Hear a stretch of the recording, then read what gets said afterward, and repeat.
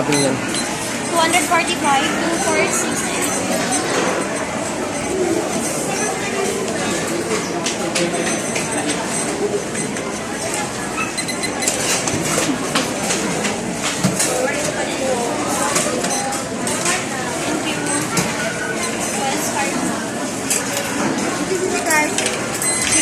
Grabe.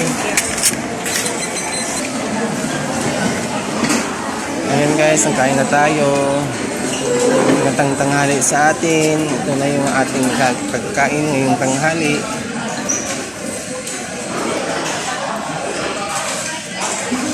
Doon ka na ko. Ayan yung ating ulam. May gulay, may chicken, may lumpia, may fish lumpia, may yataang munggo with langka, at saka sabaw. Yan ang ating pagkain ngayong tanghali. Ito lang yan ako.